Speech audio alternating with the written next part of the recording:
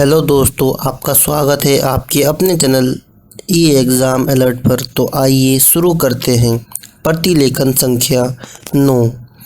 सभापति महोदय, ये शब्द मेरे नहीं हैं बल्कि राष्ट्रपिता के हैं। जो लोग आज सरकार में बैठे हुए हैं, क्या वे अपने दिल में सोचेंगे कि यह देशद्रोह शब्द बालकों को अंग्रेजी पढ़ाने के लिए राष्ट्रपिता का कहा हुआ है।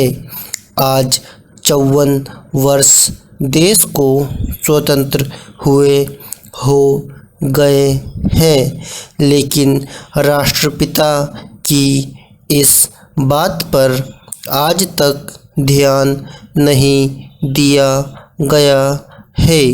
अंग्रेजी भाषा को पढ़ाना क्यों बंद नहीं किया गया और उसको दैनिक कार्यों में क्यों प्रयोग में लाया जाता है। मैं इस बात को कई बार इस सदन में कह चुका हूँ और मैंने इस विधान परिषद की नियमावली में एक वर्ष पहले एक संशोधन भी रखा था, लेकिन मेरा दुर्भाग्य है कि वह संशोधन वर्ष भर से इस सदन में प्रस्तुत नहीं हो सका। मेरी अपनी राय है कि कम से कम दैनिक कार्यों के लिए यदि सरकार अंग्रेजी भाषा पर बंधन लगा दे तो बहुत अच्छा हो और जो यह अनुशासनहीनता है वह भी समाप्त हो जाए। सभापति महोदय, जैसा कि मेरे मित्र ने कहा, लड़कों के माता पिता अंग्रेजी का प्रयोग करते हैं और उनके शिक्षक भी उसका प्रयोग करते हैं, फिर बालकों पर उसका प्रभाव क्यों नहीं पड़ेगा। मैं उनसे सहमत हूँ कि बालकों में नकल करने की आदत होती है। जैसे वे अपने बड़ों को करते देखते हैं, वैसा ही वे करते हैं। अगर हम कोई बुरा काम करेंगे तो उसका प्रभाव बालकों पर अवश्य पड़ेगा।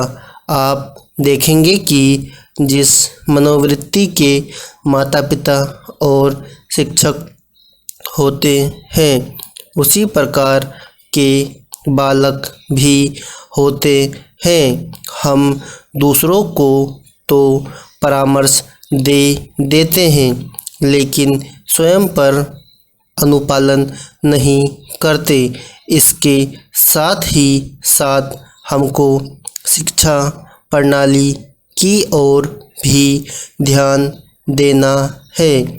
शिक्षा के जिन तरीकों को आजकल अपनाया जा रहा है वे वास्तव में लाभकारी नहीं है। सरकार की ओर से इस प्रकार का आदेश होना चाहिए कि 14 वर्ष तक बालकों को अपनी मातृभाषा में ही शिक्षा दी जाएगी और दैनिक कार्यों में भी अंग्रेजी का प्रयोग नहीं होगा। इस प्रस्ताव में अनेक महत्वपूर्ण बातों की ओर ध्यान दिलाया गया है। मैं समझता हूँ कि जब माननीय मंत्री जी इसका उत्तर देंगे तो कह देंगे कि हम बहुत सी बातों पर कार्यान्वयन कर रहे हैं, लेकिन मैं समझता हूँ कि उन पर कोई कार्यान्वयन नहीं हो रहा है। धन्यवाद।